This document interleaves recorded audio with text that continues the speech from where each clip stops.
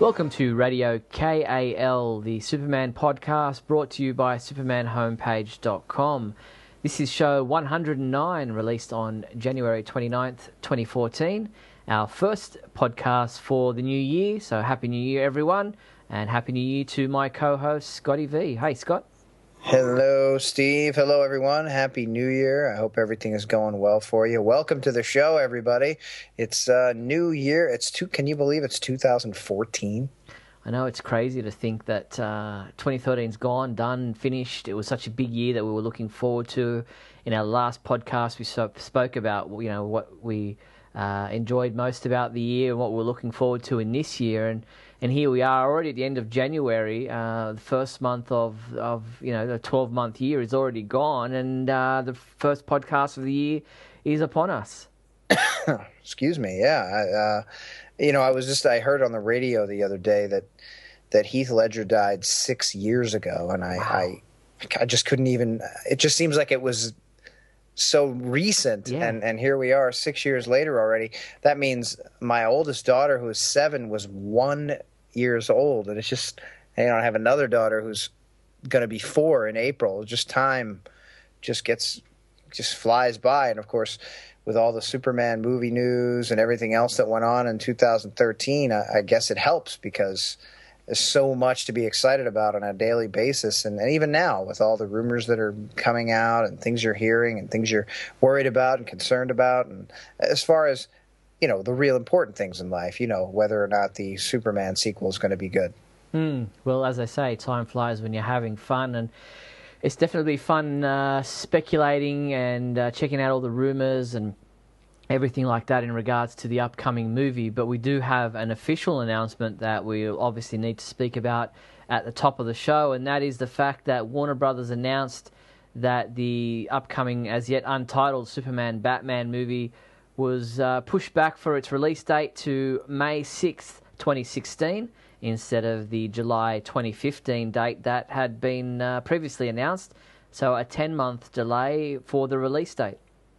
Well, I think what's likely happening here, most likely, there have been speculations made by myself, but based on just concerns I have, nothing concrete and nothing really that I think is necessarily likely. But what's probably going on is they were just a little overzealous. They were excited. They wanted to make an announcement at Comic-Con. They quickly got something together. They got Harry Lennox in there, and they just got too excited for their own good and said, "Oh yes, July, we're ready. We're on time. We're on schedule. We know what's going on." And you have people like Goyer coming out and saying people don't realize how far we are along in this. We've got a lot more done than people think. And then you turn around and they're announcing that it's 10 months longer than what was initially announced. And as Steve posted on the site an article, and I've seen it in different places as well, the idea that any kind of a delay based on the time frame and based on other movies that are coming out at holiday time,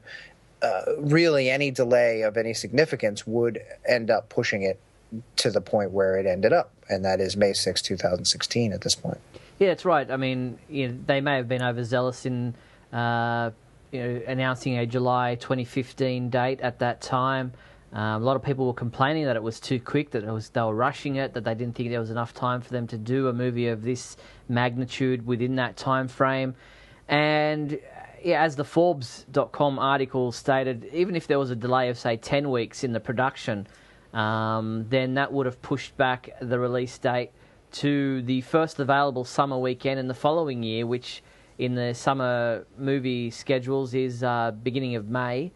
For the US, and so it makes sense. They're still, from what we've understood and what we've seen online, forging ahead with their production, filming. The cast is still expected to begin filming in February. They're in Michigan. Zack Snyder has been spotted and taken photos with staff at the university there, and the Kent farm has still been rebuilt. So all these things are still happening within February, March of this year. It just means that obviously to get the film done and in the fashion that they want with the special effects and everything, it's going to push them back a little bit in their schedule. And as we've just said, any kind of delay, whether it be 10-week delay, would necessitate them pushing it back to the beginning of summer in the following year, where, as you mentioned, there are certain movies being released in the Christmas break. There's other big movies already being done at the end of 2015. So Warner Brothers seem to want to put their big blockbuster movies in a summer time slot, summer release slot, and so that necessitated Superman, Batman being pushed back to May of 2016. Well, it makes sense in that regard, and I do think that it's possible, obviously, that there are script issues based on the fact that they brought another guy in, that they do need time. And of course, the official announcement is to give the filmmakers time to realize their vision. And that is true, I'm sure, but it also could, give them time to realize their vision could mean a whole lot of things. And that could be as simple as, well, we realized after making the announcement that the amount of action, the amount of things that are going to go on in this movie, we're going to need more time than what we initially announced. But it could also mean we got script problems all over the place. We have issues between actors. We have issues between directors. We have issues in creative forces. I just came out this past week in My Great Scott, and I gave some reasons why I think there is some trouble brewing on the set. And that, of course, is just one side of my opinion. My other opinion is it's probably just a standard delay based on what they realize they're going to actually need. And as far as them filming in Michigan in February or March, these are time slots that were already booked. This is money that was already spent. This is sets that were already built. These are hired actors that are already ready and hired crews that were already planning on doing this. So if there are issues in the script or in the production, they may try to get everything they can out of what they think they might be able to use in order to not lose all that money, whatever it is that they have to put out there in order to set up a shoot like this, or several shoots, or however many shoots are going to go on in this Michigan area this quickly. And as you said, it did seem like a rush as far as announcing such a big project and then forging ahead and saying we're going to start filming right in, when was it, October or November when they filmed that football game. Just seemed really quick to be jumping right back into it. And on one hand, that's exciting because you want to get to the movie quickly. But on the other hand, now you're in this position where you have to come out and say, no, we're not quite ready. It's going to be another year. In addition to what we originally said. So that takes us to May of 2016 instead of July of 2015. And it's a little embarrassing. I mean, it does happen. Some of the commenters were saying, I don't see what the big deal is. There are delays in movies all the time. It's a Hollywood thing. It happens all the time. And that is true.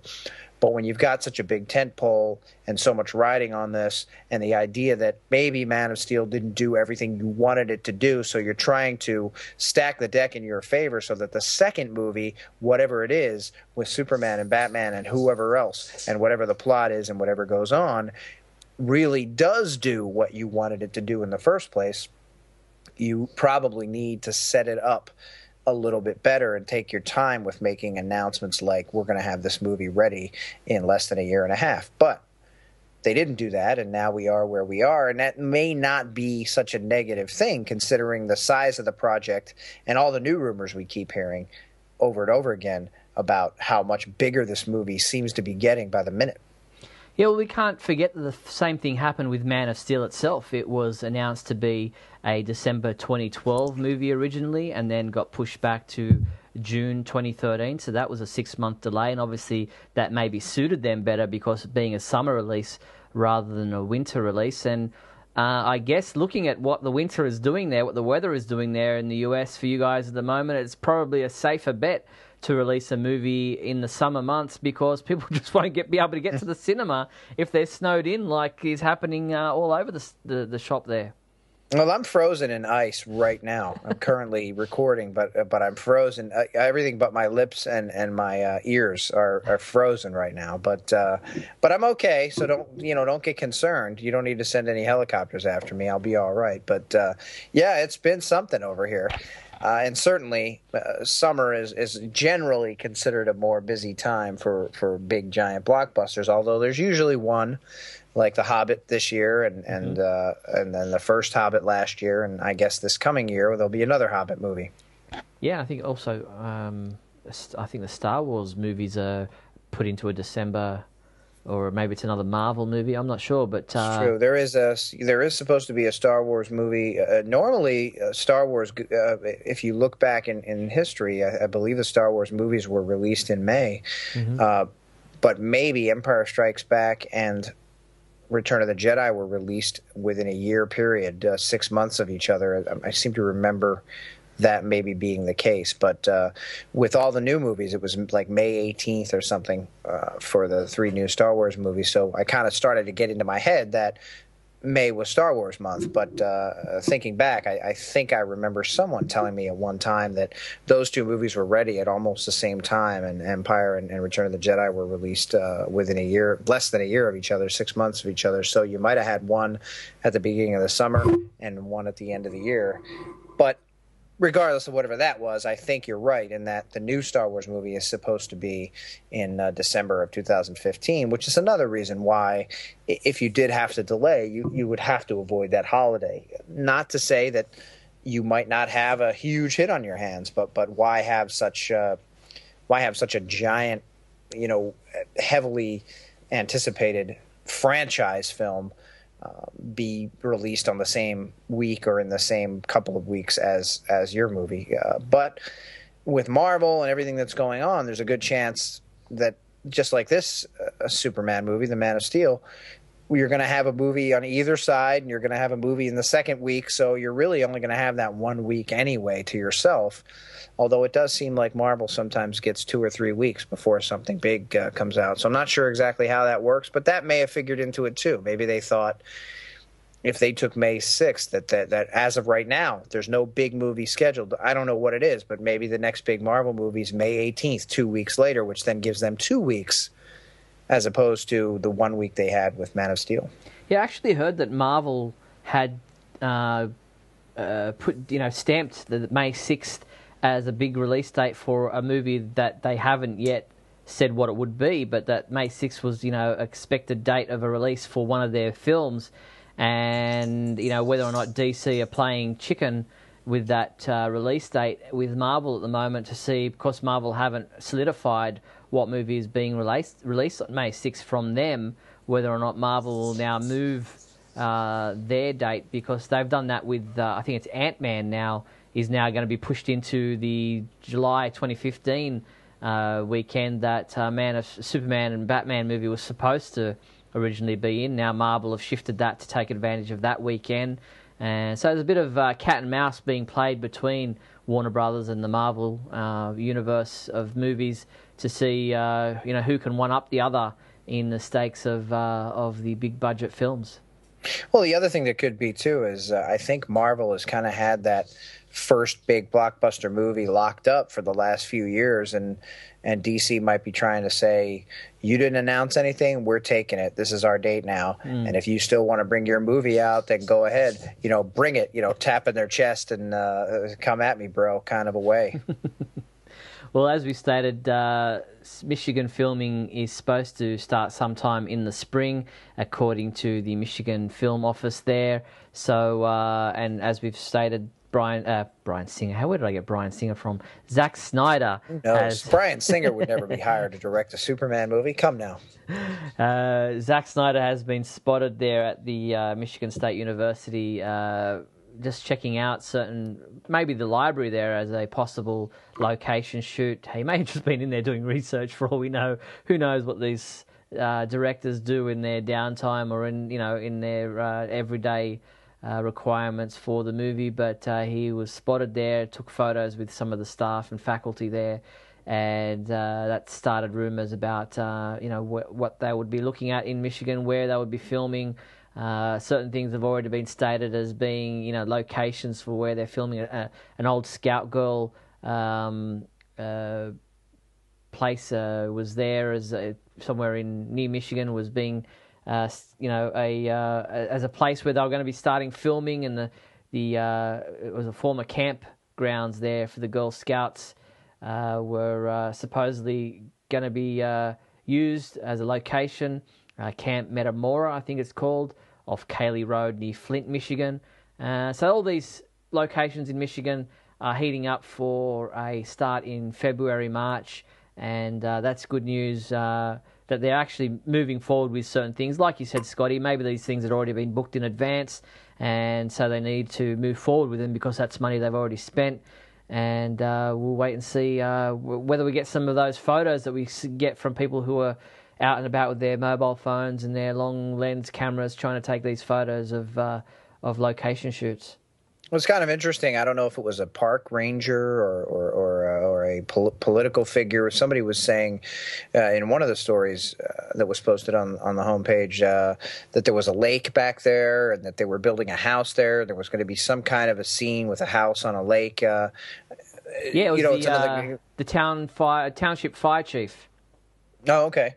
So it's interesting to know, this early and knowing now that we have until 2016, 2 years, the idea that something that kind of specific is going on. There's going to be a house built on this lake and something is supposed to shoot there, at least supposed to. Who knows exactly what will happen, but and thinking about the implications of what that might mean, is this some sort of hideaway for someone? Could Bruce Wayne be out in the wilderness somewhere tracking somebody? Because a lot of what we've heard is that he's retired from the crime fighting business, but obviously he's going to somehow come back into it for this film, is what it sounds like. But as we've said, speculation and rumor, just like with Man of Steel leading up to it, over the time period that we had to wait and then the delay, same thing here, and it's just going to be more and more as time goes on. Yeah, now they're spending about $131 million in the Michigan area for this movie, having received $35 million incentive from the Michigan Film Office to work in the area. So, nice relationship there for the area, and as you said, money's being spent in that area, and they're moving forward with filming. And there has been lots of speculation about what this movie is about, who's in it, why the delay. We heard movies about injuries to Ben Affleck. First it was a leg injury, but then he appeared on the SAG Awards walking perfectly fine, and so people said no, it's a rib injury, which is a lot harder to notice. So, but this all just seems to be a bit of hot air as people try to grab at straws for what could possibly be the delay. Looking for something that's a bit more sinister, where it could just be like, as the press release said, that they need more time to realise their vision for the film. So there may not be much to it. There may be stuff to it, like you said, script problems. Chris Terrio from Argo came on board as a script writer. People are saying, well, maybe he's on board to help write out and finish up a Justice League script, because there's been rumours about them possibly filming the Superman-Batman movie back-to-back with a Justice League movie. I heard about this, and that is an interesting take on it. Obviously, nothing has come out as far as being official, but the idea that why there are so many rumors flying around, why there are so many mentions of different heroes and different people and different villains and different things kind of swirling around, could be because there are actually two movies being made at the same time, and people are just hearing a little bit from each and saying, well, we only know about one that's been announced, so it must be for that. And if it could turn out that they're actually filming two movies back to back, I think that would be the first major step by DC to kind of do the right thing in terms of a shared universe. Yeah, it remains to be seen what they do. That rumour started on LatinoReview.com in regards to the possibility of them filming the Superman-Batman movie back-to-back with a Justice League movie. There, as you said, no official announcement on that front. It's all speculation. It has been done before. Superman the movie and Superman 2 were initially shot back-to-back at the same time. And then things had to, they removed the director, and then they decided, look, let's concentrate on Superman the movie, finish that off, so that we can get that on its release date, because that also was pushing its, supposed to be released in 1978, and it was looking, like it was going to miss 1978's release date until it finally got shown in late December of 1978, and then Superman 2 came out 2-3 years later with a new director, Richard Donner having been axed from from after Superman the movie was finished, and Superman 2 finished by Richard Lester. So, it's not unheard of for films to be filmed back to back. But there has been no official announcement from Warner Brothers that this is happening. There's been no official announcement from Warner Brothers that a Justice League movie is happening, period. But we know with speculation that that's somewhere that they're aiming for down the line. It would be silly if they weren't aiming for a Justice League movie at some stage in the coming years. But it remains to be seen whether or not Justice League is happening on the back of the Superman-Batman movie. Well, some of my speculation based on what I definitely took to mean that Zack was unhappy with having to add Batman and now having to try and have them face off in some way or another, with his statement that was, listen, at the end of the day, the studio's the boss, and it's not really the direction that I was going to go, but they're the boss, and if that's what they want, and it is, I have to do that. I work for them. There was speculation whenever that was, 6 months ago when that was first said. I thought, this could mean bad things. This could mean he backs out. This could mean the creative differences. And then I started to think the same exact thing happened with Richard Donner and the studio back during the filming of Superman 1 and 2. What you were just talking about. There was creative differences. There was arguments. There was, whatever it was and whatever it came to, he ended up walking out of the project or being fired from the project or a little bit of both or whatever it was. And then they brought in Richard Lester. And most fans talk about Donner being, up here where Richard Lester's kind of this on a slower tier, and I don't know what's true and what's not true, and the same thing as what's going on with this movie or movies or whatever it is that might happen. We really don't know until we know, and until there's an announcement made, and until something happens. But a lot of the things that seem to hit us in the face one after another that just seem negative could just end up being things that happen on a big major Hollywood production, and maybe everything ends up okay. But it did seem for sure with Zack's statement that he wasn't particularly happy about having to change whatever his vision was in order to accommodate what the studio was telling him to do. And I kind of got the impression that during the Dark Knight trilogy, Nolan really was the boss, and then there was all that talk about him being godfather of the DC universe and on film, and at least godfather of the next film, which was Man of Steel, and then we started to hear that he kind of was stepped back from that, and he didn't have that much to do with it, and then people were saying, well, maybe that's why Man of Steel had so many issues, and maybe that's why they're bringing in other people, and maybe they should go back to Nolan and this and that because everything's up in turmoil, and the idea that for whatever reason, Nolan, who before the Dark Knight trilogy was a lesser-known director, suddenly became this guy who they were going to let do anything he wanted to their Batman character, while it seems, on the other hand, that Zack Snyder wasn't given the same kind of leeway, or at least isn't now at this point.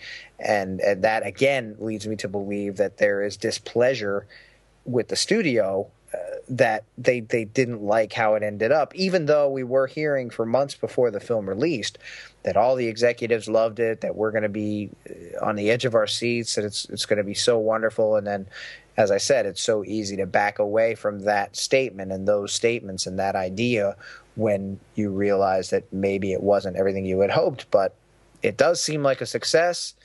Obviously, there's a lot of critical negativity toward it, and then I guess the fan base is fairly split, but that could also account for some of the delay. They're trying to get right what was gotten wrong, whatever that may be, and whatever it is for you or I or whatever listeners. We all have our things that we like and we don't like. Even though I love the movie, there were things I may have done differently or things I might have changed, and maybe they're trying to really make sure that they get this one as right as they can. But as we both said, and as everybody, we've heard this many, many times, you can't possibly please everyone in this type of a situation. Yeah, it's interesting to speculate on all those kinds of things.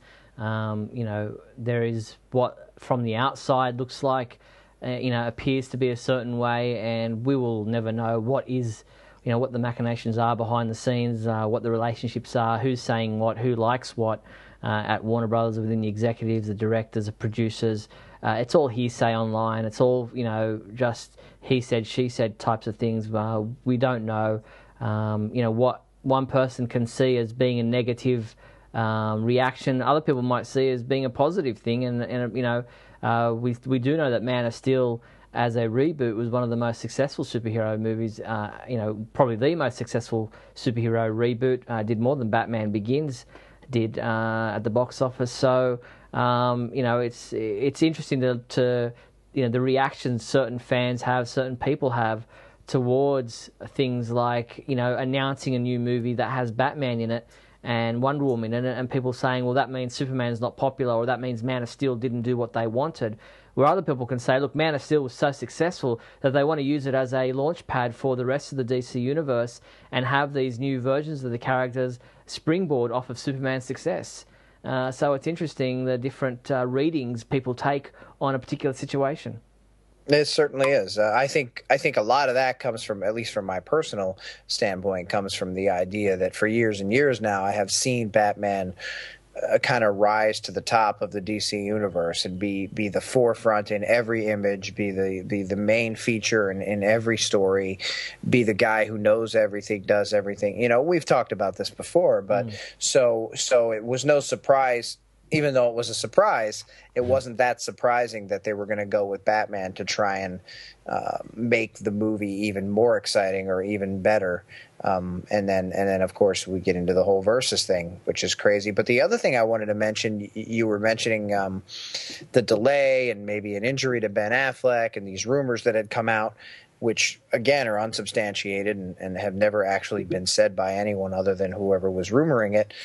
The idea that when I saw Ben Affleck on the Golden Globes, he did not look particularly buff. He actually looked kind of skinny, which reminded me of Henry Cavill. And actually in Man of Steel, I don't know if I'm right or not, but it looks to me like some of the scenes that we know were filmed earlier and where he's meant to look younger, and he does look skinnier, and I know that they were on a real regimen, and regimens take time. You need time to actually build that muscle and get yourself bigger. You can't come in a skinny basketball player looking guy and come out 5 minutes later looking like Hercules.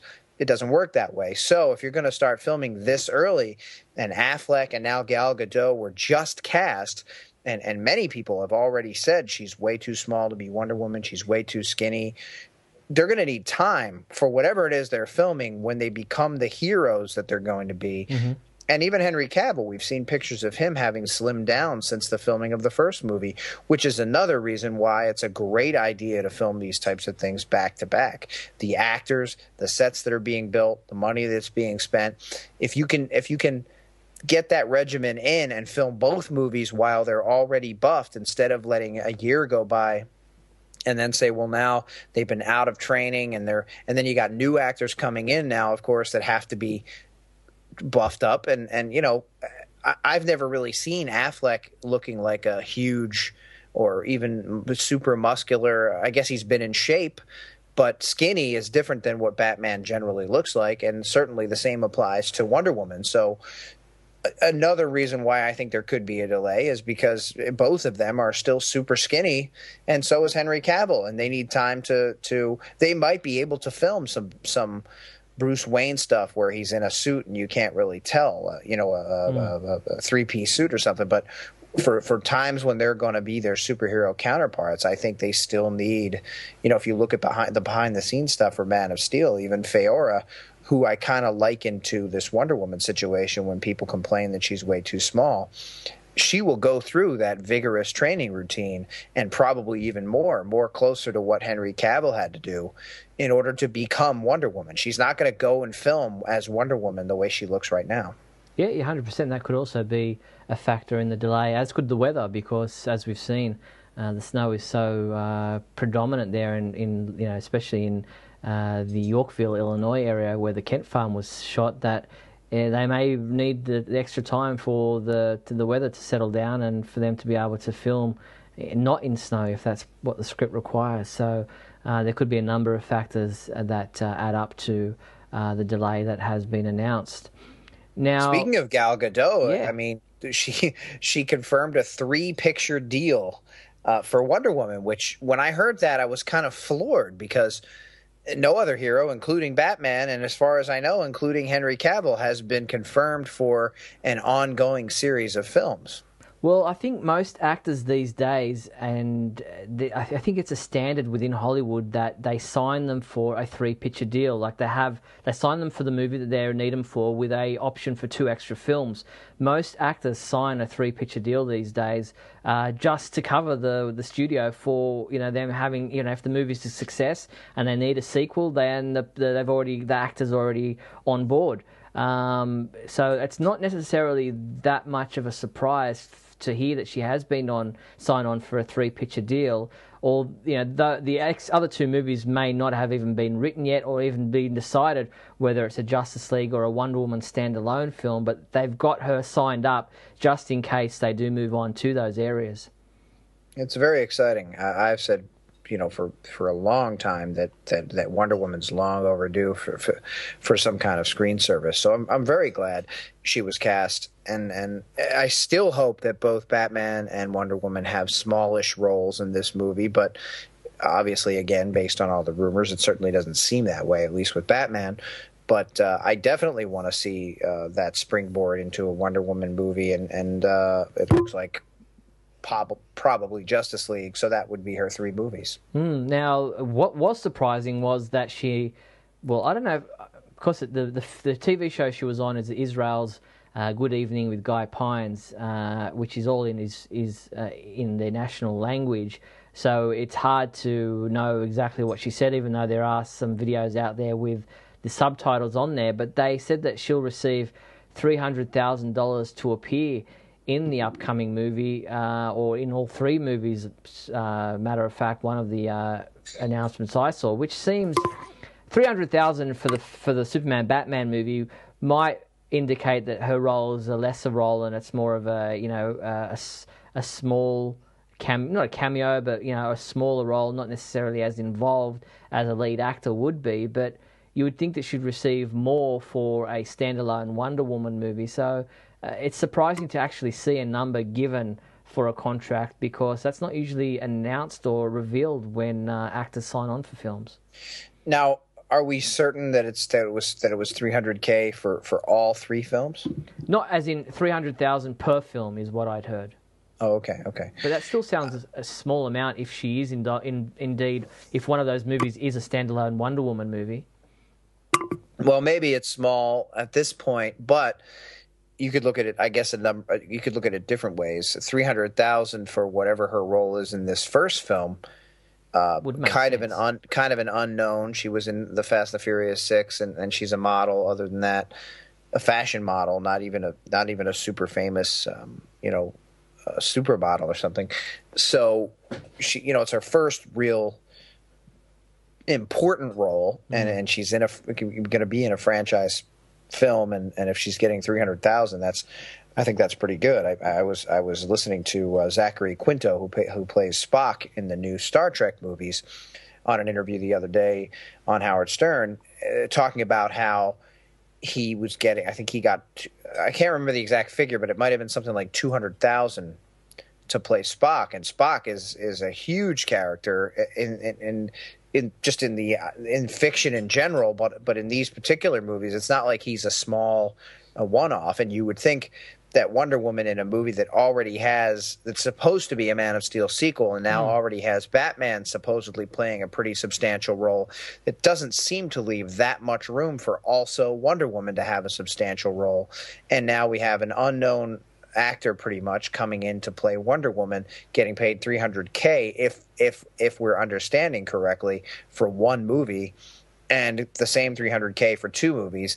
But depending on what the contract is, I'm certain that there are other clauses in there that would increase her to a certain extent each time, depending on how successful they are or whatever.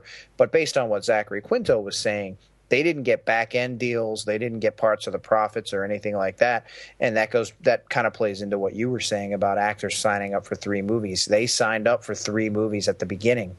And that meant that their raises and the types of extra money that they would get for each film were limited, Whereas if you go in with just one movie and then it's hugely successful, they of course are going to want you back, which means your agents and your publicists and all that are going to be able to do whatever they can do behind the scenes to get you much more money than you would get if you signed a three-picture deal, as you were saying, many actors do. And the studios are smart, obviously, to do that because they expect something like Star Trek to be a multiple-picture franchise, the same as I hope they're trying to do with the superhero franchise that is springing off of Man of Steel. Yeah, now in amongst those announcements from Gal Gadot, she also confirmed that she's scheduled to begin filming in May. So that gives her a couple of extra months from what we've heard about February for her to get into more into the gym to build her physique for the role, whatever the role may be. Whether she appears as Wonder Woman, whether she appears as Diana, it'll be interesting to see how that extra few months allows her to build her physique. No, based on what we saw on the behind-the-scenes stuff, they were working pretty hard, and I think, that's 5 more months or whatever from the time she was announced. Mm-hmm. That's plenty of time with the kind of regimen they're on with professionals. That's their job at this point. That $300,000 or whatever it is includes all of this stuff. Our 8-hour day might be going to work and doing whatever we do. Their work is 6 hours in the gym and then a meal and then 5 more hours in the gym. Whatever it is. Yeah. That's part of the whole deal, and that gives her plenty of time. Exactly. So we'll wait and see how all that pans out and what happens come May for the beginning of her scheduled filming for this upcoming film. Now, there was a pretty flaky announcement or a rumour that started on a message board in regards to possible plot details for the upcoming Superman-Batman movie. Leaked by someone from the art department.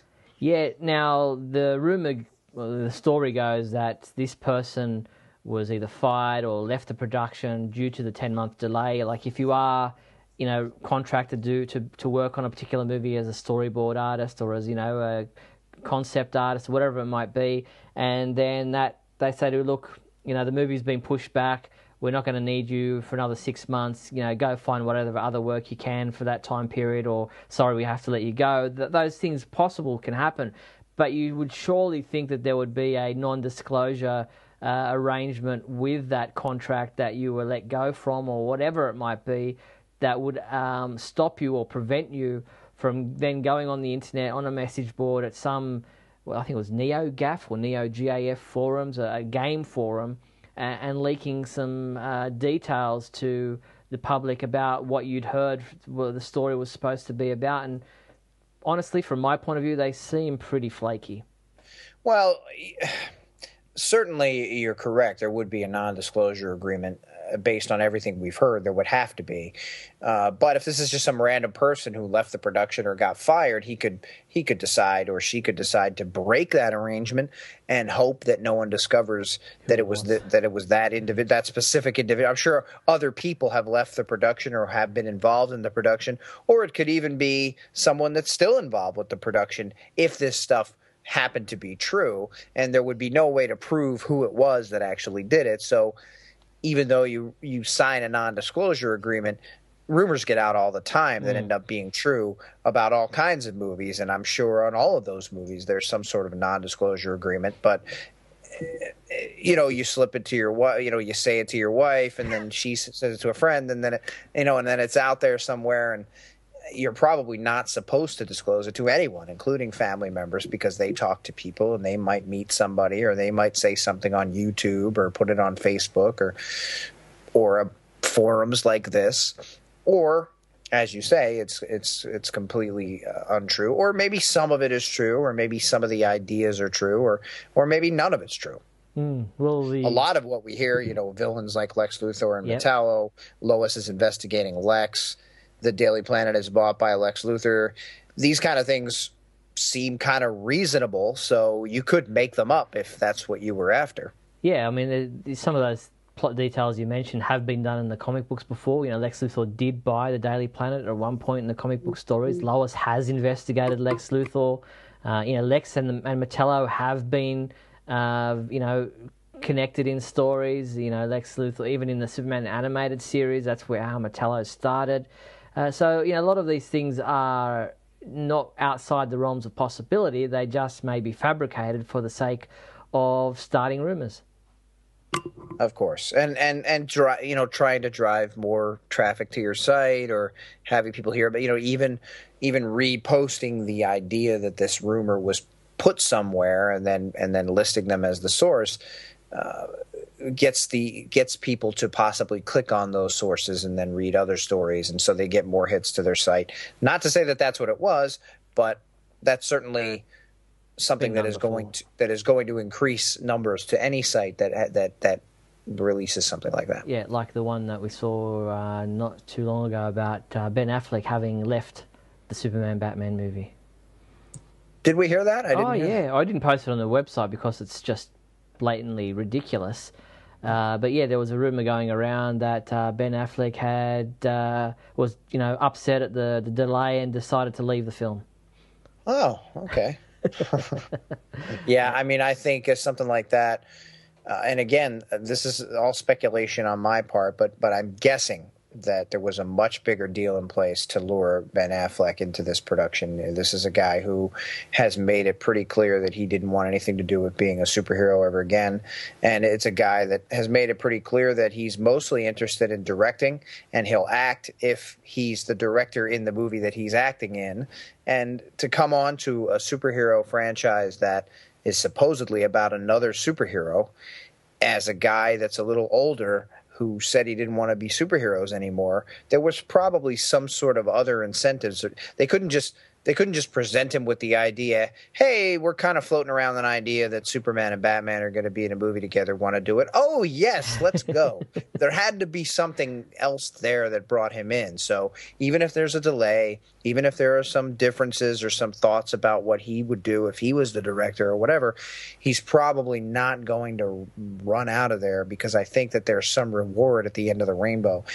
And I mentioned this before. That could be that he'll be allowed to direct a Batman film, that he'll be allowed to direct Justice League, or that he's already been hired for that sort of thing. And of course, that's me just speculating again, but it's based on all of the knowledge that I have from a history of seeing what's gone on with people like Ben Affleck, and the idea that he himself is an older actor, not old, but I mean, he's not really a prime age to play Batman. And we've already heard there's going to be a break there in what we would normally expect the first meeting between Batman and Superman to be, because Batman's going to be much older. So you think about him being a director, being a creative force in Hollywood these days, and winning all these awards for being that creative force, not for being an actor. And you think there's got to be something more to it than just you get to wear a bat suit and jump around in a possible Superman Batman movie. So yeah, I mean, something like that, as you say, does sound pretty absurd that he would walk out on it. Yeah, so we wait and see how this movie pans out. We do have an extra 10 months now of fun and games with rumour and speculation to play with over that period of time. But lock in May 6th, 2016, at this point in time, for the release date of the Superman Batman movie. Now, let's look elsewhere in the movie world, and this one was a bit of a surprise. We learnt about a stealth release of a new Target exclusive direct-to-DVD animated movie titled JLA Adventures Trapped in Time, which hit shelves on January 21st. Like I said, it was Target exclusive. You can't get it in any other stores. You can get it online, but it's a little bit overpriced compared to what you can pick it up at a Target store in the USA. Sadly, not released in Target stores here in Australia that I've seen. Is this something you've managed to pick up yet, Scotty? I haven't been able to pick it up myself, but it is kind of weird that, you mentioned that it's a stealth release. The idea that any marketing company for any studio would release a stealth product that nobody knows about just seems absurd to me. I mean, don't you want people to buy this? And I've thought about this before. Like, Walmart has a lot of exclusives with musicians where you can only get a musician CD if you go to Walmart. And if you're that musician or you're the studio releasing this movie, wouldn't you want wide release? Wouldn't you want there to be people that are going to buy it? Unless it's like a 3 minute or 9 minute, something that goes with their toy line, which is what I read. Not that it's 3 minutes, but the idea that it's supposed to connect with the toy line for the JLA action figures that they sell at Target. But you would think that they would still want to get some sort of advertisement out there somewhere other than just people walking through Target who happen to see it and say, oh, little Johnny would like this if I bought it for him. How many sales are you going to get from grandmothers who are picking it up as a impulse buy at the register? Yeah, it was strange. The director, Giancarlo Volpe, I think how you pronounce his name, he did the Green Lantern, the animated series. He was interviewed by Voices from Krypton asking about this, and to kind of backtrack a little bit first, the only way I found out about it was someone tweeted a picture of a Target catalog, a newsletter, like a flyer that you get in the mailbox about upcoming specials and things that they've got in store, and there was this JLA Adventures DVD that fans took a photo of and asked Warner Brothers about on Twitter, and the usual guys who were involved at Warner Brothers for their animated movie releases were going, well, no, it's not something we're released.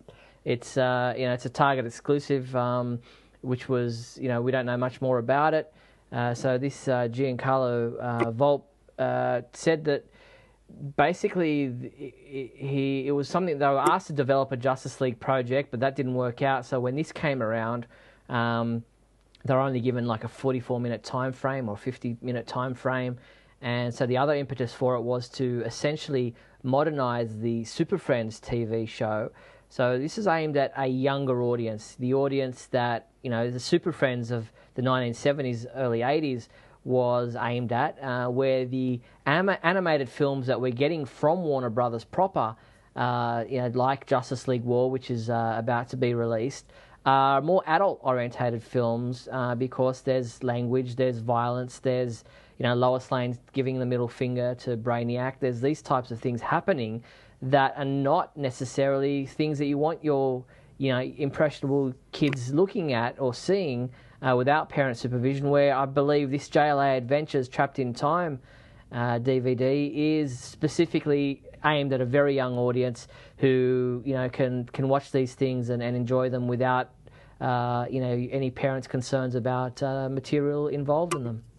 Well, wouldn't you want though to have a kind of a wing of your direct-to-DVD release department that would concentrate on children, on a younger audience, on a family audience, for the sole purpose of, I know everyone is heartbroken to hear it, but I'm going to die someday, and that means that there's got to be new people to keep watching these cartoons because, I represent all the other fans that are my age, and when that time runs out, there will be young kids who are my age now who grew up that didn't have anything aimed at them, so had no idea that these were out there. And then when that happens, no one's going to be buying Justice League War because no one's going to care about it because they won't have been taught to care about it by having things like the Lego movie that's also coming out very soon here, but is mainly a Lego movie that has a couple of DC superheroes making little cameos in it. But then you have JLA Adventures Trapped in Time that you can only get at Target that a kid won't even know about. So unless their mother or grandmother or father or somebody happens to be in there and happens to pick it up, no one's going to see it anyway. Yeah, it is a very strange way of releasing something. I don't understand it. I'm with you. I think it's very bizarre.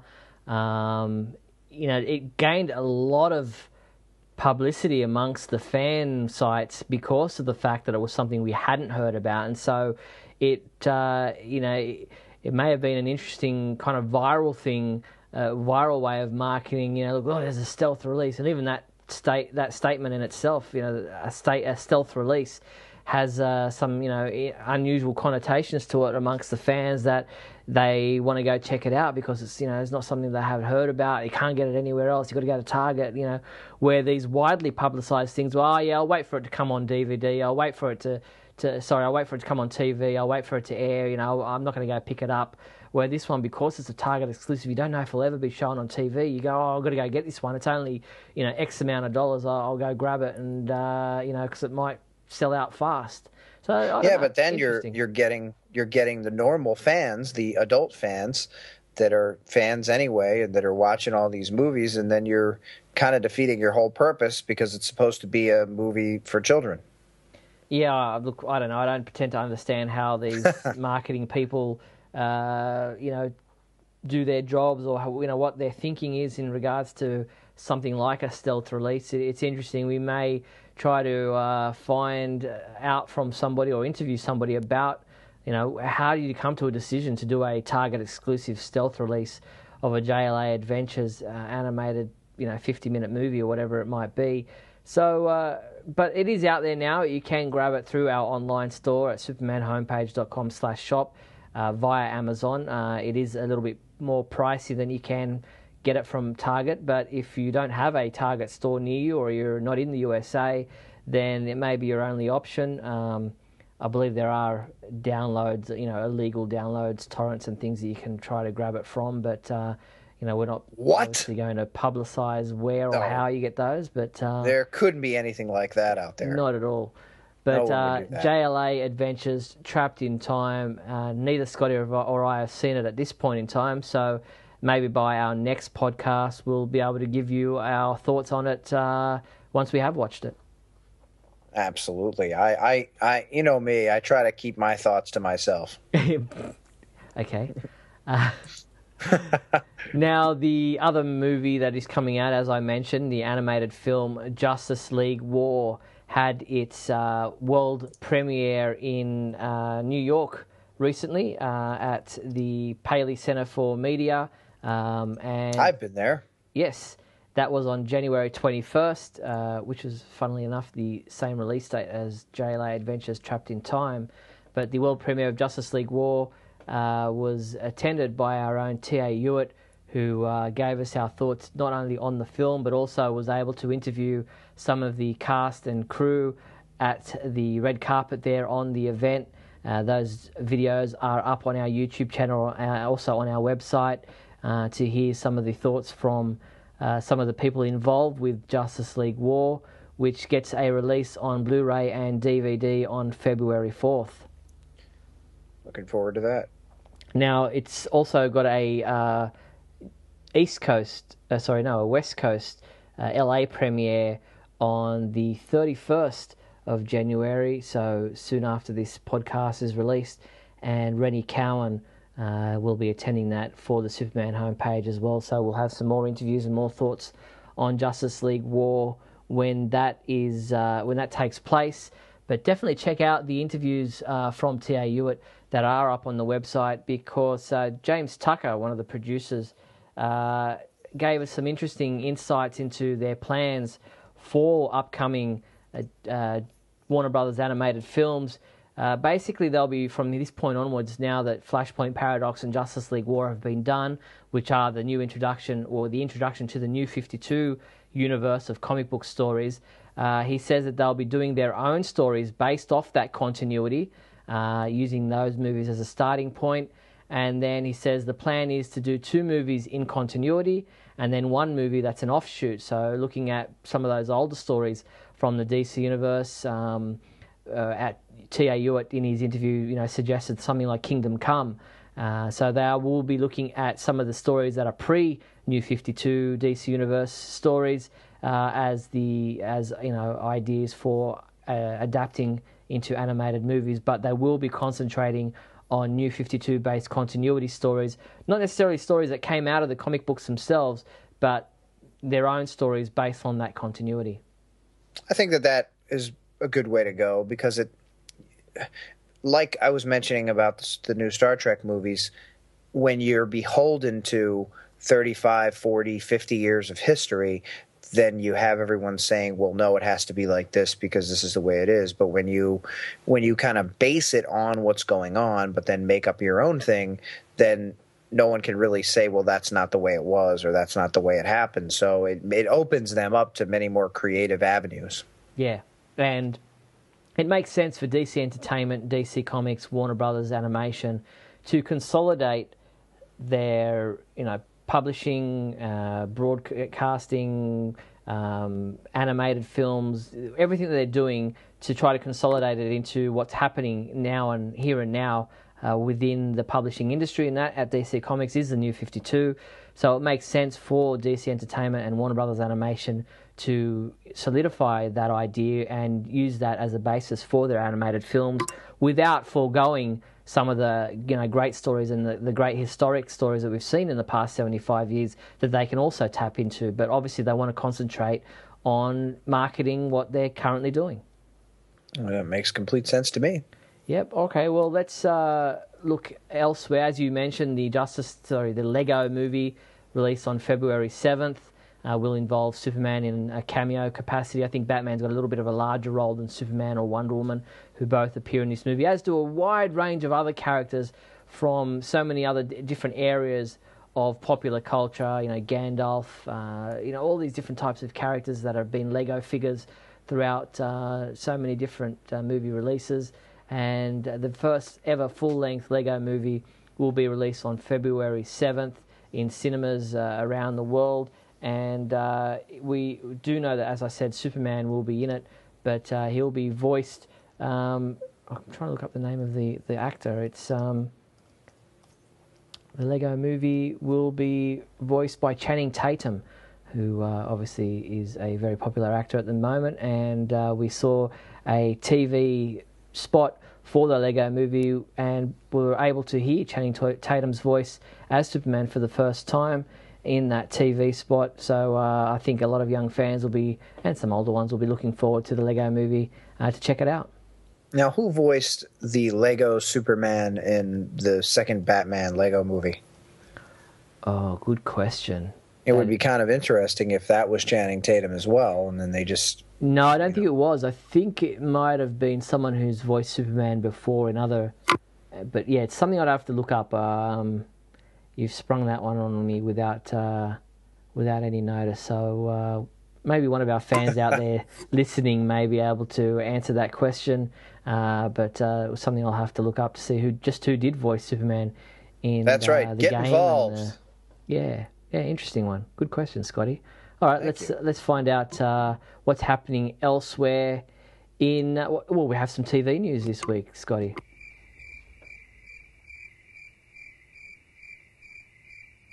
Okay, I'll tell the news. Yes, in TV news, we have the release of a 4-CD set for Superman the Animated Series. The much beloved TV animated series is getting a 4-CD set, original soundtrack from La La Land Records, which is pretty exciting. La La Land Records did a Superman Returns extended release recently, and now they're doing the same for Superman the Animated Series. That's my favorite Superman animated version, is this Superman animated series. The only thing that I always missed in it was the actual relationship developments between any of the characters, really. There was no real development with Perry, no real development with the romance between Lois and Superman, but there were a couple sporadic points here and there. But the idea that they're going to have a whole 4-CD set with the soundtrack on it seems strange to... I mean, there was only 3 short seasons to begin with, and I don't remember there being... I mean, there was music all the time, but I don't remember it being all that different from one episode to another, that there could be a 4-CD set for it. Yeah, well, it actually gets its release has been released on January 28th. And as I said, it's available from lalalandrecords.com. And they have teamed with us at the Superman homepage once again. We will be shortly announcing a giveaway that you can win this 4-CD set of Superman the Animated Series limited edition soundtrack.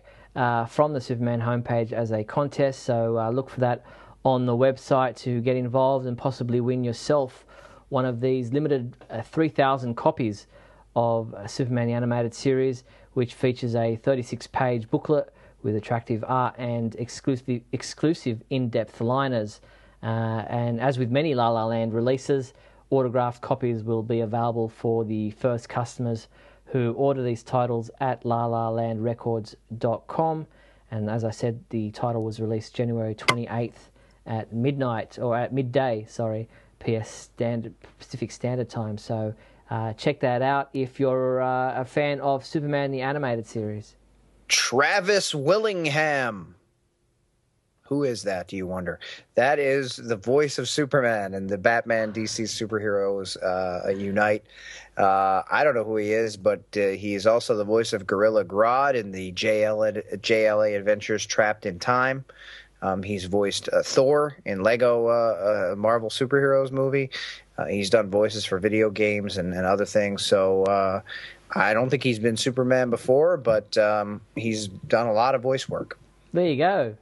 We figured it out. I was wondering where you went there for a minute. Yeah, I was anticipating you replying to something and thought that you'd left me, but you were doing I actually your did research. Start replying, but I had already turned my microphone off because I was doing a search for this guy. So when I heard you prompt me there, I came in and I was speaking, and then I heard you say, "Okay, I guess I'll do it." And you started doing it, but I was speaking, but my mic wasn't on. There you go. So that's. Don't say that we don't do our research here. We do it in the middle of the show. That's how good we are. That's right. Radio rule number 1, always have your microphone on, too.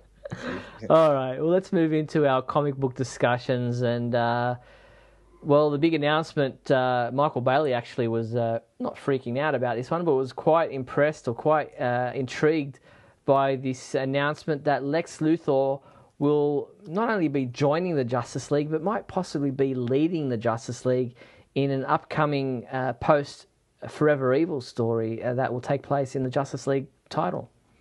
Well, like myself, Michael Bailey is a big fan of Lex Luthor being done correctly and being, very smart and very intelligent and very strong-willed and kind of arrogant, but also very efficient in what he gets done and what happens. So the idea that Lex Luthor could be heading up to JLA is just such a weird but awesome kind of idea. And seeing him, there was a cover release for it. He's in the front there, and the other heroes are kind of behind him. Even if Superman can't be in the front, which is no longer his position with DC, and normally it's Batman, at least I can see Lex Luthor with Batman being small in the back because it doesn't happen anymore. Superman used to be we were talking about the Super Friends cartoons. It was always the other heroes would build up and then Superman would be at the front, and they don't really do that anymore. But it's neat to see Lex Luthor there, and I'm interested to see how that's going to happen, and of course how he will meet his. I guess comeuppance, or how he will get ousted from that position. Yeah, it's interesting to see Jeff Johns' comments in an interview where he says, Lex doesn't realise what it's like to be a superhero, what the life is like. You make enemies, they attack you on a personal level, and he's just Lex Luthor. He has no code name, no mask. He has to deal with the ramifications of that. I think that's a very interesting take on exactly where that's going. Yeah, it should be fun. Okay, so that happens in April with issue number 30 out on April 23rd. How many issues of Forever Evil are there supposed to be? I think there were 4. I think there's one more due out this week as this is being released, January 29th. So Forever Evil was scheduled for January 22nd, number 5. But I think there is that was a week delay, so it should be out now for people who are listening to this show to read the. I think it was only 5 issues, so I might be wrong there. But Forever Evil number 5 out at the end of January. Very good. Okay, well, let's move on to some of the comics that we have read this week. And first one that we want to look at is Superman number 26. And in this story, Lois struggles with her I don't know what you call them, these powers that she's had from the whole Brainiac thing, and Parasite seems to have honed in on that power that she has to try to siphon it off at the hospital where her body is. I was very happy to see Parasite. Parasite has always been kind of, in my opinion, little used, and I feel like even in a movie situation, Parasite could be a great kind of villain to have on screen. But I loved him in the animated series. I love the way they did it. I love the idea that even though Superman is quote unquote invulnerable, if this guy touches him, he can siphon his power and make him weaker and weaker. And Parasite at the same time gets some of those powers and gets stronger and stronger. And Lois, of course, is emanating this immense amount of power that even she can't handle, which is why she's in a coma. But Parasite can sense it and is drawn to it, and we see, of course, at the end of the story that that was exactly what he was going to the hospital for. Yeah, Superman initially thought it was for him, that he was the source of Parasite's interest. But I was also very interested in the conversation and interactions between Clark, or Superman, and Lois's boyfriend Jonathan, and the pep talk that was given there, because Jonathan was having these doubts about himself, about his relationship. Quite an interesting dynamic there. Yeah, Clark still being the nice guy, even though it looks like on his face at the end there, he's either feeling bad for Jonathan. I like how his name is Jonathan, or he's feeling bad for himself. But the weird thing is, if he's feeling bad for himself, I'm not sure where that comes from. It's kind of out of left field, because there is no romantic relationship right now between Lois and Clark is dating, I guess, the most powerful woman on the planet. So yeah. I'm not really sure what his deal is. It's interesting there, because they're hinting at something that we know has existed in history, the Lois and Clark relationship, but it's not something that's necessarily been played out in this continuity. So it doesn't really fit in with what's come before. But also what's interesting here is Lois saying that, knowing that Clark and Superman are one and the same, and saying that once she wakes up from this coma or whatever she's in at the moment, she's going to be breaking this story. Don't worry about it, Clark. Sorry, but that's a big story. I'm going to be revealing to the world your secret. Yeah, it's unfortunate she's going to lose her memory and stuff before she wakes up from the coma and not remember that was the case. But for now, it's kind of interesting to hear her kind of threatening him. But the thing that bothers me, and I've talked about this before, is that way back in, I don't know what it was, Superman 23 maybe, this story had a to be continued, and then we had the crossover event with the Superboy, Supergirl, and Action Comics, and the annuals, and now we're back to it, and we're in the middle of it, and instead of getting to see the reactions of Supergirl and Superman at the loss of Khan and what's going on there, we get a Supergirl story about, vampirific Lobo, and we get this story continuing from where it was before. It's like the New 52 was supposed to streamline everything, make it easier to read, be a place where readers could come in and understand what was going on, and the continuity would be all ironed out and everything would be, but we're all over the place. There's no set timeline. There's no set actual order of books. There's no way to follow one story and actually feel or see the emotions of the characters involved in that story before we're off doing something else because something got delayed or something got cast aside for a while we do something we weren't supposed to do, and now we're in that, and it's just it's very frustrating to me. Yeah, I guess having been a fan and having not grown up, but having started comic book reading during the triangle numbering times, where from week to week you were following the same story in a different book, but there was the writers were just continuing the one storyline from week to week in across different titles, it made it easier. But now, and with delays, you're going, okay, where was I at with this story? Because I'm reading 3 other Superman stories at the moment. One in Superman Unchained, one in Batman Superman, one in Superman Wonder Woman, one in Action Comics, and now I am back at Superman number 26. I can't remember what. Like, it's been a month, and I've read all these other storylines in between that I can't I can't remember where I was at. Which it doesn't surprise me that people buy trade paperbacks, to collect the story and just read it in one sitting, rather than get confused from week to week trying to remember a story thread amongst 5 other story threads going on amongst 5 other titles. Well, that's another issue that I have with digital, and you put out a Big Blue report a few weeks ago that kind of touched on this, but not this specific point. And that is, when I used to wait 3 or 4 months for all my books to build up, I would then be able to read all 4 parts of a story in order, even if the triangles weren't there, and even if it was with digital. This is Superman 26, and we're back to the Parasite Lois superpower story, and then we had 2 issues or something in between where we were at Return to... Actually, it was only 1 of each book, so I guess it was Superman 24 that must have been the last time we saw this story.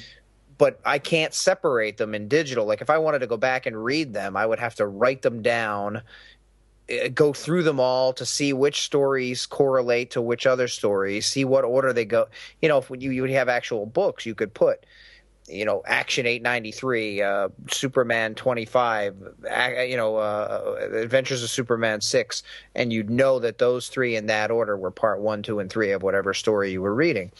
With digital, I feel that's another drawback, and as you wrote up in your report, maybe we'll see more of that as the digital popularity goes on, with your ability to kind of white box them, even though they're in digital form. Maybe you can figure out, maybe they can introduce something where you can actually separate them into categories or lists, storyline, that kind of thing.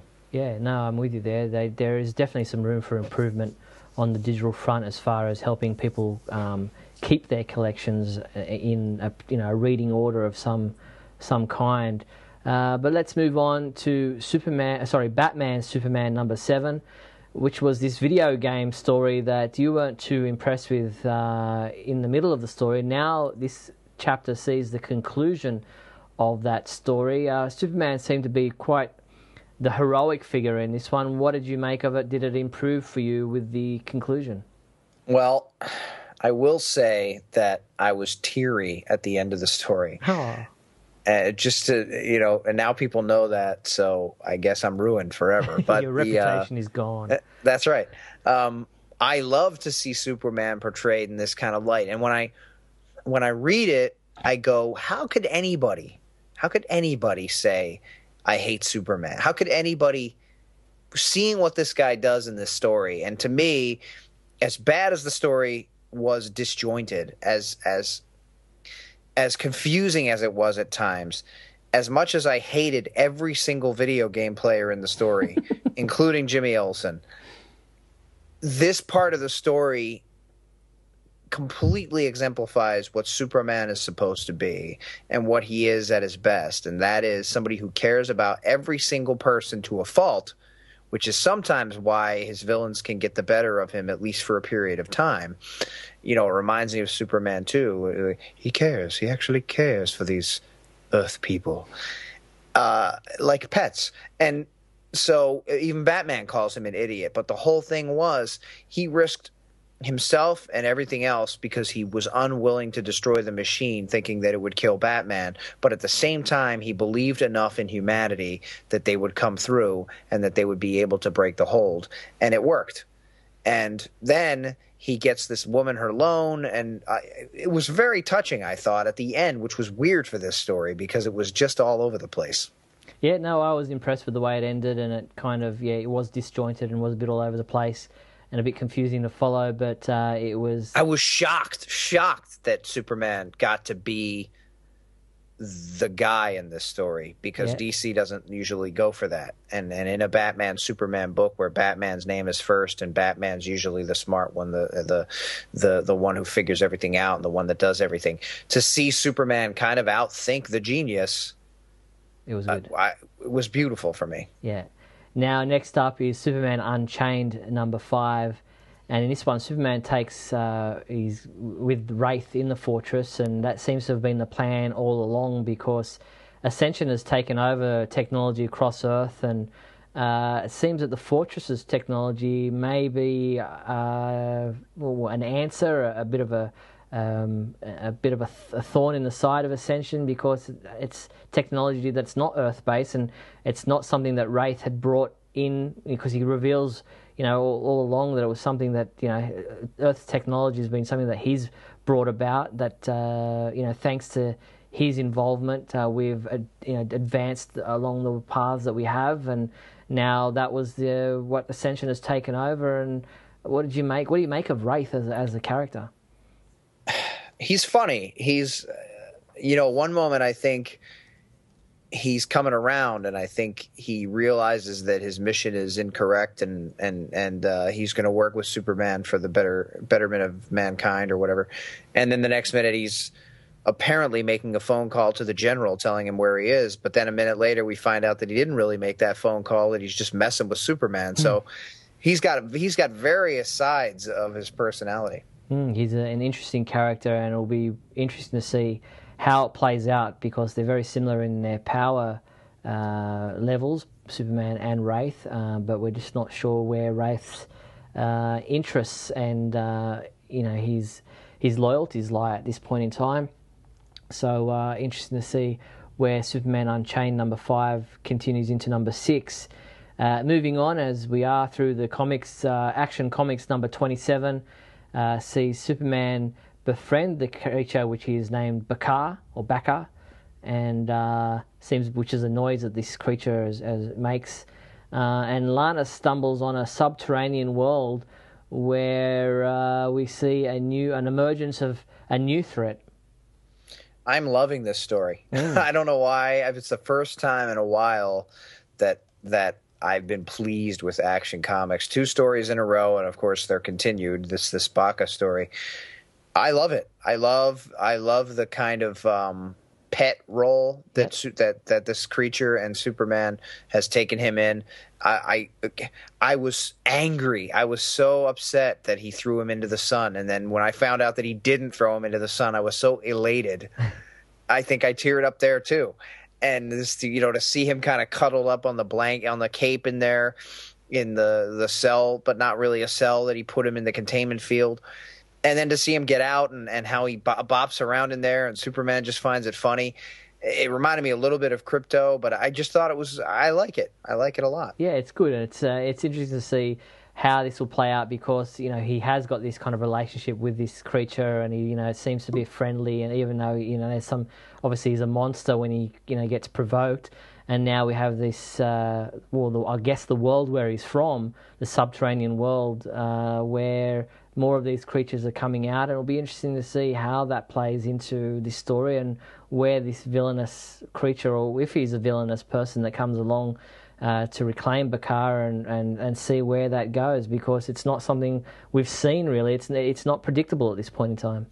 And what I love too, and it reminds me of the ending of Batman Superman number 7, and that is that Superman kind of knew that there was something different about this, that it wasn't just a doomsday type creature that was going to destroy everything, and he felt badly about what was going on, and obviously things were getting destroyed, but you could tell from that point on he didn't want to hurt the creature. But then they fooled me, as I said, and made me think that he thought there was no other choice, and he had to throw it into the sun. And even in the next page or something, he says, you don't know how difficult it is to throw something into the sun. Then we find out that he didn't. But the interesting thing we get to see there is that even at the expense of the people in the armed forces thinking that Superman has turned against them, he'll do it to protect this creature.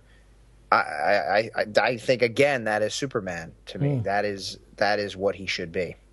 Now, Superman Wonder Woman #4 was another interesting story or continuation of a story where the relationship between the two has become public knowledge thanks to Cat Grant leaking it on ClarkCatropolis.com.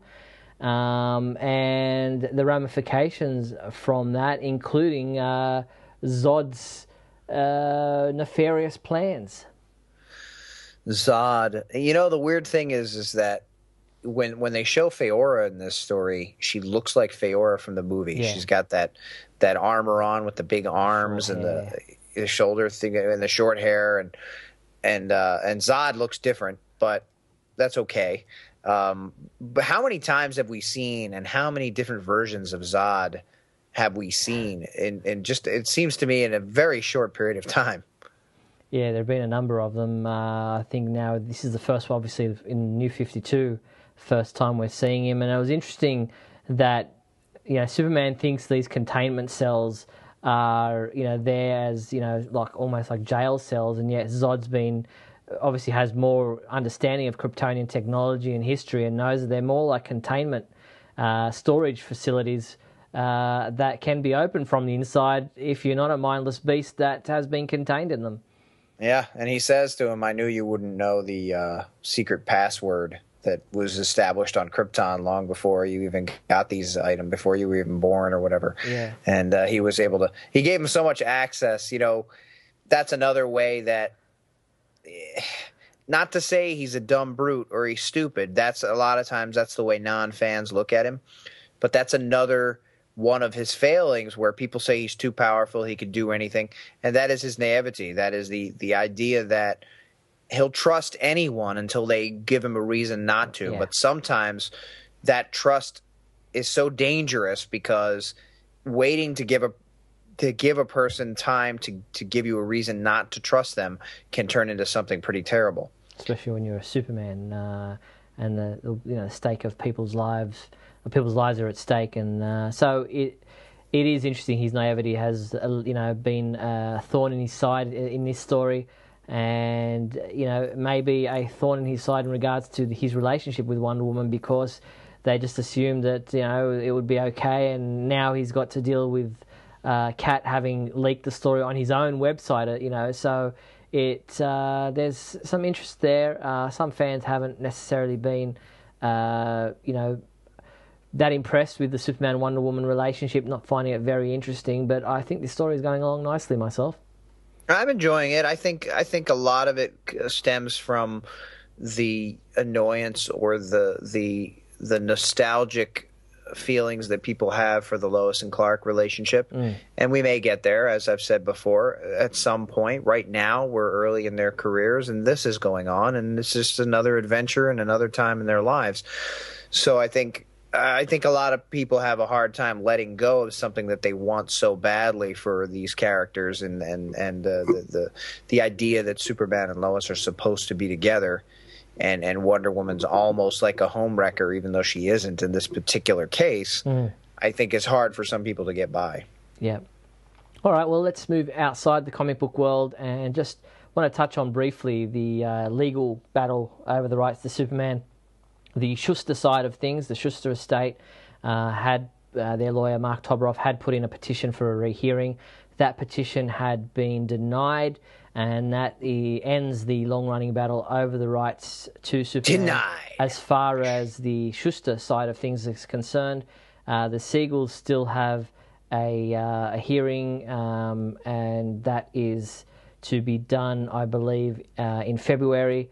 They get to schedule a file, and then Warner Brothers gets to respond in March. So we'll wait and see what happens there. But from the Schuster side of things, it's all over. Rejected. Now, just briefly, the Infinite Crisis multiplayer online battle arena video game. Superman is now a playable character. So if you're involved in that game, Infinite Crisis, you can now play as Superman. Yeah, it's in a beta stage right now. I don't know much about this game. I watched the trailer for the Superman playable character.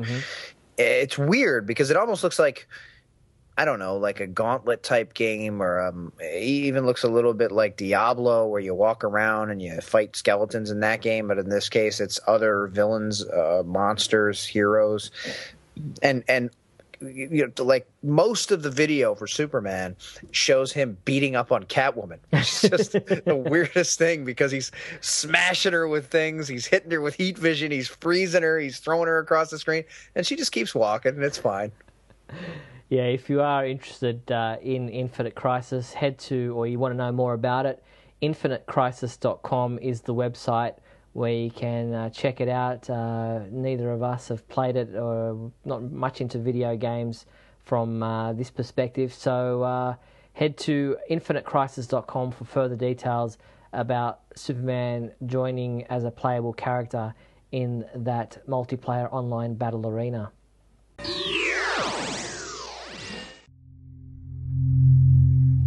Let's start with the big question. Big question time, and last month we had a question asking what do you think of Gal Gadot being cast as Wonder Woman for the upcoming Superman Batman movie? Sadly, Scotty, nobody had any opinions whatsoever. We received no replies to this big question, which is the first time that has happened to us. Wow, in 100 and however many episodes. Episodes. That's the first time there's been no responses. Yeah. Well, it's got to be my fault. Well, I was about to blame you, so I'm glad you did it. That's weird. What happened to all the regulars, all the people who we talk to every month? Well, just interrupting quickly here because at the very last moment, soon after Scotty and I recorded the podcast, we received an actual response to the big question about Wonder Woman from John Arthur Beeman, who wrote, Wonder Woman is my second favourite superhero of all time, and if Superman has to share the big screen to ensure she finally comes alive in the theatre, I'm all for it. I've always felt that Superman and Wonder Woman were destined to be together because in the end of the end, after everyone else is gone, Clark and Diana will still be there for each other. Lois Lane and Steve Trevor are the great loves of their lives, for sure, but time has a way of changing things, and destiny is a funny thing. So thank you, John Arthur Beeman, for sending in a reply. We did receive one, but we return now to the previously recorded podcast where Scotty and I were of the belief that we had received no responses. So back to that right now. Interesting. I don't know. Maybe Wonder Woman's not something that they're that keen on responding to. Let us know, what you think of the big question segment of the show. Is it something you want us to continue on doing, or is there something? Is it the questions we're asking? Let us know, what your feelings are. Why certain people haven't got involved with this segment in this particular month, but new people. Yeah, new people. What's your? I mean, we've got a lot of listeners to this show. And is it? Can you not find the big question form that you have to fill in? Is it something technical that's preventing you from getting involved with this segment of the show? Please let us know. We're interested in your feedback on this particular segment of the show, whether we need to continue on it, whether we need to tweak it, what it is about it that you want to see. But we will forge on and pose a new big question to see how we go in the next podcast. I wonder if part of the reason was that we released this on Christmas Day. Yeah, that could be a possibility. The last month's, and people were just busy with holidays, and the holidays don't really end until the second week of January, and people get back to work, and they might have listened to the show during the holidays or something, and not gotten around to it because they were busy, and just not happened this month. But if that's not the case, as Steve said, let us know what's up, and if you're still interested, and maybe we'll find out with our new big question, which is, how do you feel about Warner Brothers pushing back the release date of the Superman Batman movie to May 6th, 2016? And I would think that this would be a question that a lot of people have an opinion about. Yes, hopefully they will get involved with this new big question in this segment of the show, and to do that, you can head to supermanhomepage.com/radio, where you will find the big question button, and you can fill out the form for the big question segment of the show to let us know how you feel about the pushback to the release date of the Superman Batman movie, and each response we get will be read out here on Radio KAL.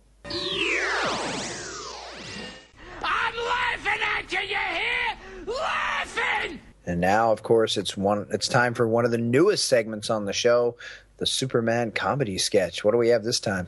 Well, we have Bob Newhart, who does a comedy sketch about Superman and Superman going to the dry cleaners. So check this out. Interesting because he mentions Superman having a blue cape, which I think may be a bit of an error there on his part. But a gaffe. Yes, let's listen to Bob now. This is the thing. We've all gone through this.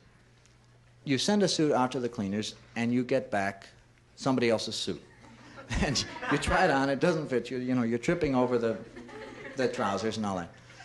It's not a major inconvenience, but it could be, supposing Superman got the wrong suit back from the... Now, he's got a problem. And he is sitting in his office disguised as Clark Kent, right? At the Daily Planet, right? And the phone rings. Hello. Yes, this is Clark Kent. The mild-mannered reporter, yes. You're holding Lois Lane, and unless we come up with $1 million by tonight, we'll never see her again. She suggested I contact a Mr. S. Yes, I know what she means. Could I put you on hold for just a minute? I have a bit of a problem.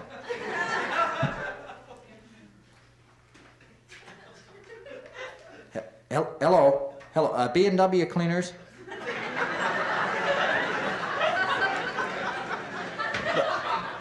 Look, this is Clark Kent, and the mild-mannered reporter, yes. I'm fine, thank you.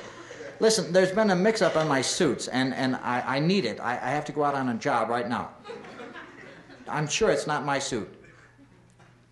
Look, I brought it in this morning on one-day service. Now, let me describe my suit to you. The cape is kind of a royal blue with white piping. And the leotards are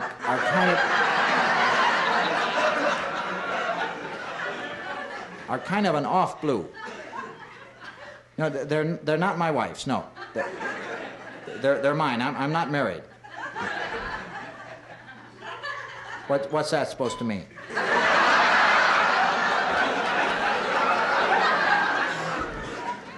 Look, maybe this will help you. On the jersey, there's a kind of red S. S for Clark Kent, yes.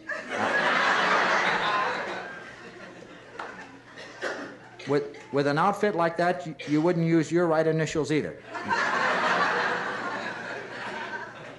Look, how would you like somebody to leap over tall buildings in a single bound and land right on your store?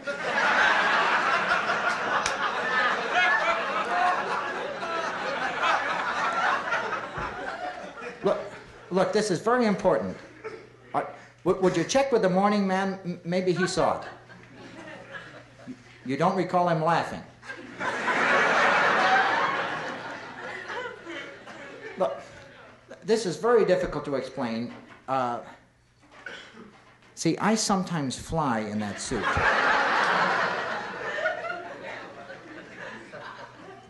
What do you mean, you bet I do?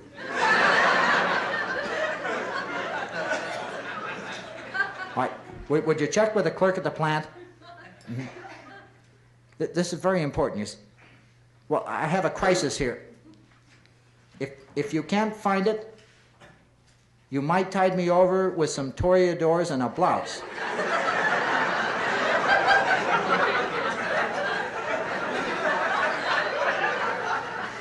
How'd you like somebody to come down there and knock that silly cigar out of your mouth? Never mind how I can see it. I can see it.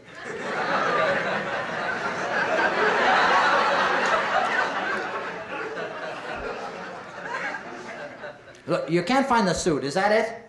All right, I have someone on hold. All right. Hello, kidnappers?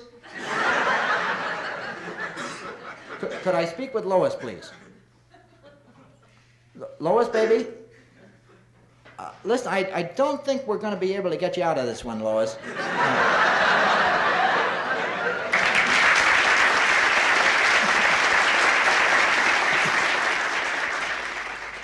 There you have it. Pretty funny segment there from Bob about Superman, his troubles at the dry cleaners. Yes. Well, at least he had the color right. I mean, I think he probably was just winging it. I mean, he knew what he was going to talk about, but that just came out that way. It was just kind of a slip, maybe. But I think it's super secret soundbite time. Yes, last month our super secret soundbite came from the LP record Superman's Christmas Adventure. Now, let's hear that sound again one more time. Calling Superman. This is Santa Claus. Uh-oh, I don't like this. Superman, we need help. My reindeer have been kidnapped. Can you proceed to North Pole at once? You bet I can. Here, I'll just park this car, and then I'm off. Okay, Santa, here I come. Up, up, and away! There you have it. Now, while nobody actually named the exact record correctly, the following people did identify Bud Collyer as the voice of Superman, thinking that it may have been from the 1940s radio series, which I guess technically it was, but it was an LP record. Who were the people who guessed that, Scotty? Well, we have Dave Booth, Rick Ruiz, Patrick, and Mikey B. Good job, guys. Yeah, well, congratulations to those four. I'm impressed. I mean, that's kind of an obscure, who even has record players anymore? Superman's Christmas Adventure, and those four guys knew it. That's great. Yeah, well done. And if you want to listen to that Superman's Christmas Adventure, you can find it on the Superman homepage in the radio sound section of the site. Check it out in full. But let's hear this month's new super secret soundbite. I have to go back to Krypton.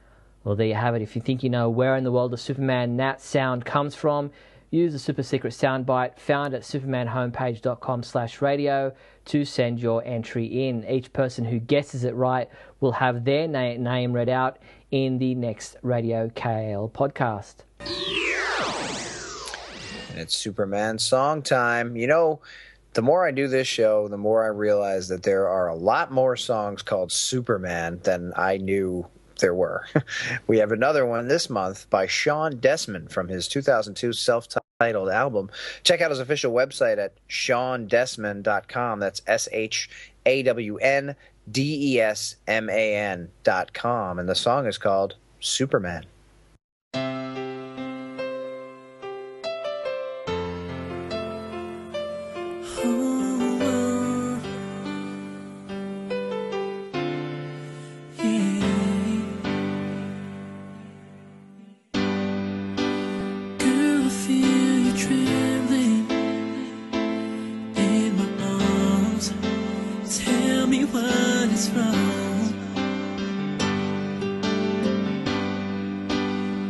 Somebody hurt you, didn't stay, and took your faith away. Broke your heart, let you down, the love you thought you found. But that was then, and this is now. I gotta make you believe somehow.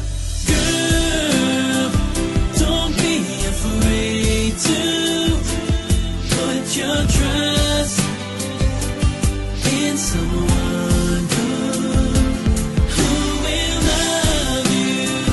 love you completely. Take the time, do it right, make you forget those tears you cried. It'll be alright. Have no fear. Your Superman is here.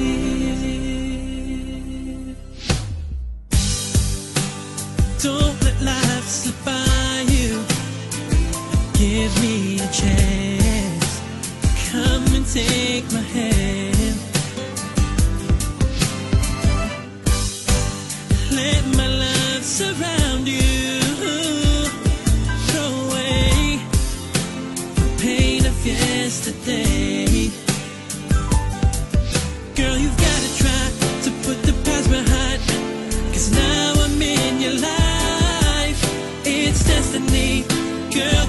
see. God sent you here to me. Girl, don't be afraid to put your trust in someone who will love you completely. Take the time, do it right, make you forget those tears you cried. It'll be alright. Have no fear, girl, have no fear. Your Superman is here. You don't have to be alone no more, my baby. And just try to forget about the things that made you crazy. I'll be right there when you fall, anytime at all. Girl, don't be afraid to. Don't be afraid to. Just put your trust in someone who love you completely. Take the time, do it right, make you fall. I will make you forget those tears you cried. It'll be alright. Have no fear. Your Superman is here. Well, there you have it. That was Superman by Sean Desmond. An interesting song there from 2002. And with that song ends our show. It's been a great hour and a half or so being back with you for 2014, the first podcast of the year. Thank you so much, everyone, for listening. Now, remember, if there is a topic you think we need to discuss, if there's a song that you would like to suggest, a big question you'd like us to ask, or your feedback on the big question segment, as we mentioned, you want to give us, or a sketch you'd like to hear, a comedy sketch that you know about, all those suggestions can be sent to us using the KAL feedback form found at supermanhomepage.com/radio. And Scotty and I will endeavour to use those suggestions in a future podcast. But for now, that is our show. Thank you, Scotty. Thank you, Steve. Thanks, everybody, for listening. Happy 2014. And remember, always look up in the sky. You've been listening to Radio KAL, brought to you by supermanhomepage.com.